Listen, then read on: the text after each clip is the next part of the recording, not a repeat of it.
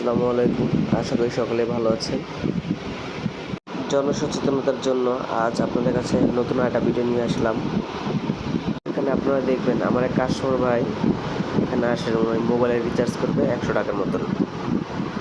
টাকা দেওয়ার সময় ওনার পকেট থেকে টাকা বের করে ওই টাকার ভিতর থেকে আমাকে 100 টাকা দেন। এখন আমি ওনাকে নাম্বারটা চেক দিয়ে হয়।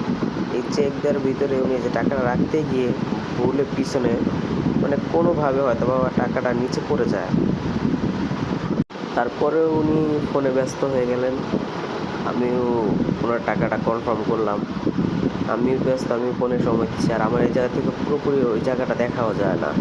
উনি তারপরে কিছু সময় প্রায় 1-1.5 মিনিট ওখানে ছিলেন, ওনার মোবাইলে উনি ওনার গুরুত্বপূর্ণ কাজ সারতেছেন। উনি হয়তো বা একবারও খেয়াল করেননি। তো এর কিছুক্ষণ পরে আপনারা খেয়াল করবেন এই ভাই চলে যাওয়ার প্রায় 1 মিনিটও না, আর কম সময়ের ভিতরে একজন লোক আসেন। এর ভিতরেও দু একজন আসে, কিন্তু ওনারা হয়তো খেয়াল করে না, চলে যায়। ওই লোকটা এসে ওই লোকটা আপনারা খেয়াল করবেন কিছুক্ষণ পরে আসবে।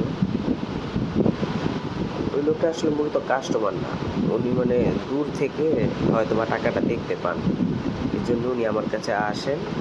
এসে উনি আমাকেও খেয়াল করে দেখেন যে আসলে এটা আসলে আমারও হতে পারে, অন্য কারো টাকায় হতে পারে। উনি টাকাটা দেখে আসেন। তো আসে কিছুটা সময় নিয়ে পরে উনি ওনার কায়দা মতো টাকাটা উঠিয়ে নেন। আর আমার যে খেয়াল করবো এরকম কোনো উপায়ন্তর ছিল না।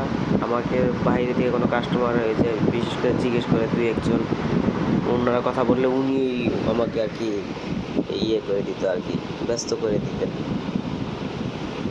এই ভাইজান উনি রিচার্জে এখান থেকে চলে যাওয়ার পরে প্রায় 1 ঘন্টা পরে আমার কাছে আসেন। তো আপনারা এটা ভিডিও শেষে দেখবেন যে উনি এসেছেন, কিন্তু উনি হয়তো বা সাথে সাথে আসলেও কিছুটা আমরা আন্দাজ করতে পারতাম, বা টাকাটা উনি পেতেও পারতেন হয়তো বা।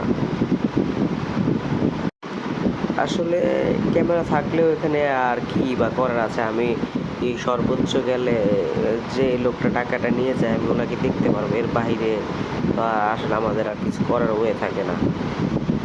তো উনি আসলে ফোনে এত ব্যস্ত হয়ে গেলেন, যেখানে অনেকক্ষণ আমি খেয়াল করলাম অনেকক্ষণই ছিলেন, তারপরে আসলে উনি টাকাটা ওনার চোখে পড়েনি।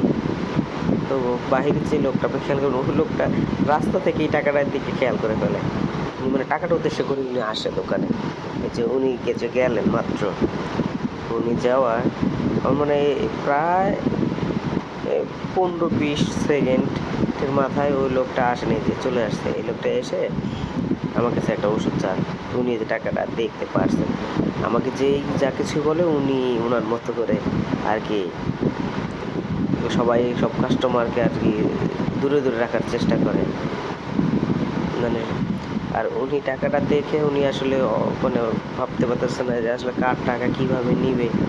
এই যে আর কিছু কাস্টমার আসে, উনি টাকা হয়তো বা আমার মনে হয় যে উনি টাকাটা ঢেকে নেন। এই যে এখন এই যে ওনার মুরব্বীরা চলে যাওয়ার পর আমি রীতিমতো মোবাইলে ব্যস্ত, উনি টাকাটা যে উঠিয়ে নিলেন। নেওয়ার পরে আর কোনো কিছু না, উনি ওনার মতো সুন্দরভাবে টাকাটা নিয়ে চলে গেলেন। আমাকে একবারের জন্য জিজ্ঞেসও করলেন না এটাকে আসলে কি আমার টাকা নাকি কারো পড়ছে বা প্রয়োজনে। দেখতে তো মাশাআল্লাহ একেবারে। যাই হোক, ওই ভাইজান এই যে দেখেন, আমি এটা পরের ভিডিওটা, যে উনি চিনতে পারেন আসলে কোন দোকানে উনি টাকাটা হারাইছেন। উনি আমাকে এসে বলেন যে ভাই আমি টাকাটা হারিয়ে ফেলছি। আসলে আমিও খেয়াল করিনি, আমি তখন আর ক্যামেরাটা চেক দিইনি। পরে আমার মনের সন্দেহের কারণে আমি পরে চেক দিয়ে দেখলাম যে এই টাকাটা আসলে এইভাবে মুহূর্তেই উনি নিয়ে গেছেন। এখনকার এমন একটা পরিস্থিতি, আপনি রাস্তায় পড়লে, আপনি ভুল করলে আর শুধরানোর কোনো সুযোগ নাই। ভুল করলে আপনাকে ক্ষতিগ্রস্ত হতেই হবে। সকল সচেতনতার জন্য ভালো থাকবেন।